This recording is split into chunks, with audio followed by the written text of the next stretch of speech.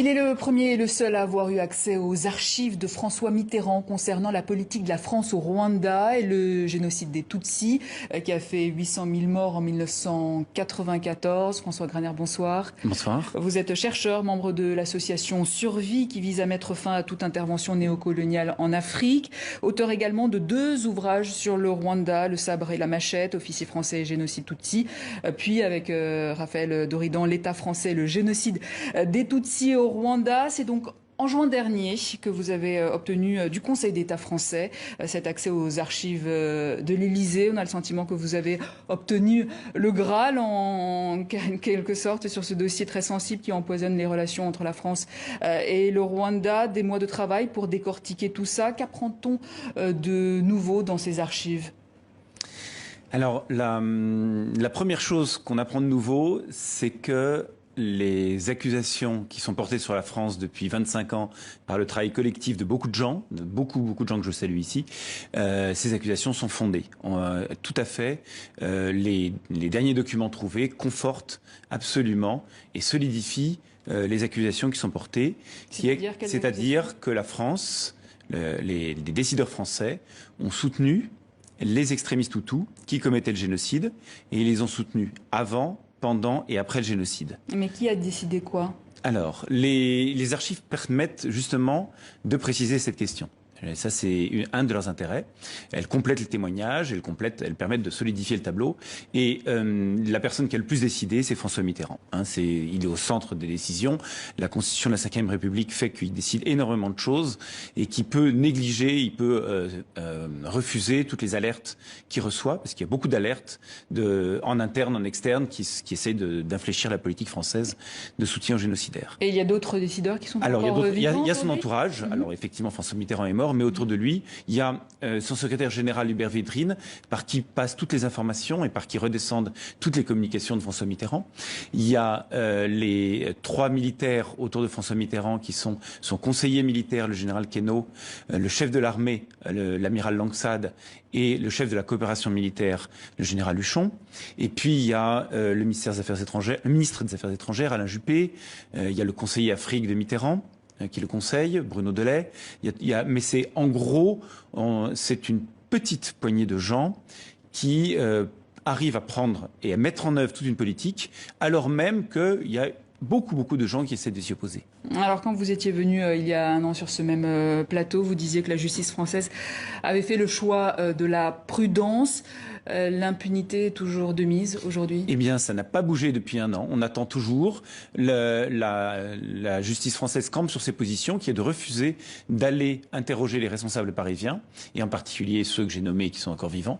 C'est-à-dire que, en particulier pour les choses qui sont reprochées à l'armée française, comme par exemple le fait d'avoir abandonné les Tutsis des collines de Bicécéro à leurs tueurs Hutus, alors même que l'armée française était stationnée à quelques kilomètres lors de son intervention, eh bien là, les juges disent qu'ils ne vont pas aller interroger les responsables parisiens sous prétexte que l'armée française, sur le terrain, était autonome. Or, nous, ce que nous constatons bien, et ce que nous disent aussi les témoignages des responsables parisiens comme de l'armée française, c'est que toute l'armée et tout le pouvoir politique fonctionnait bien, l'État français fonctionnait bien. C'est-à-dire qu'il y avait les informations qui remontaient comme il fallait, les ordres qui étaient donnés en temps réel, ils étaient exécutés ponctuellement, il n'y a pas de faute professionnelle, il n'y a pas d'aveuglement. Donc tout ça est vraiment le résultat de décisions politiques en haut niveau. L'enjeu, quel était-il pour la France à cette époque-là ? Alors la France, elle faisait...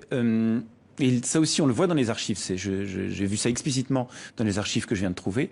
Mais on le savait, on avait déjà analysé comme ça, c'est que la France fait au Rwanda ce qu'elle fait dans beaucoup d'autres pays, africains en particulier, où elle soutient un régime, quel qu'il soit, pour la simple raison que ce régime est fidèle à la France et qu'il maintient la zone d'influence française. Au Rwanda, c'est ça la politique que la France a faite essentiellement.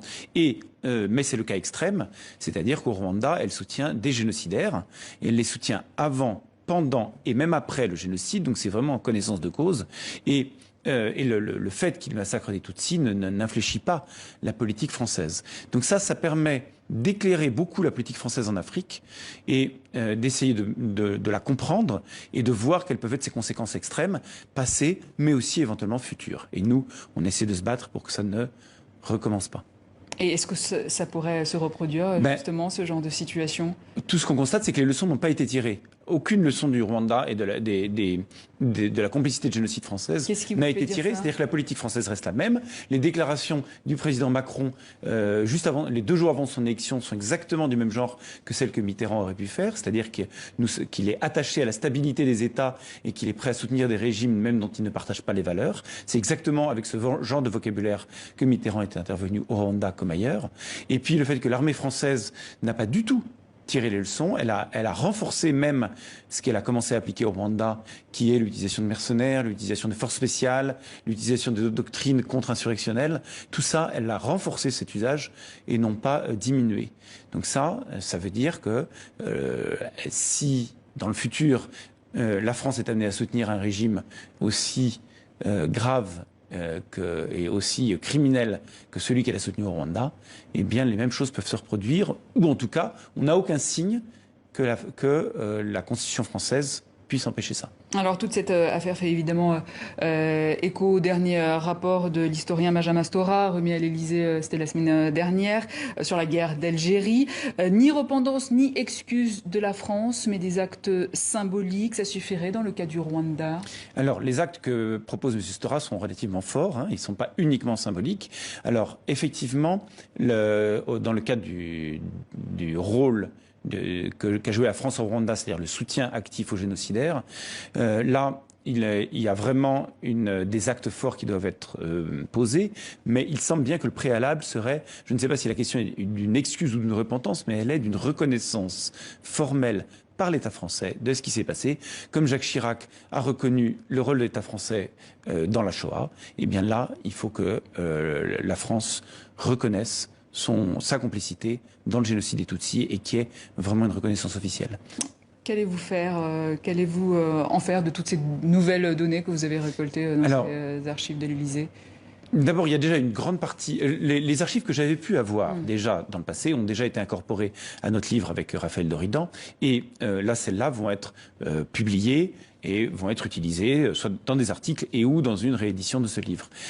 Et maintenant, l'étape suivante est de demander l'accès aux archives militaires qui sont encore plus verrouillées que les archives civiles. Et comme le Conseil d'État a bien dit que moi et d'autres chercheurs comme moi sont légitimes pour participer au débat en consultant les archives, eh bien, je vais demander au service historique de la défense d'en tirer les conséquences en rendant accessibles ces archives aux chercheurs qui participent au débat.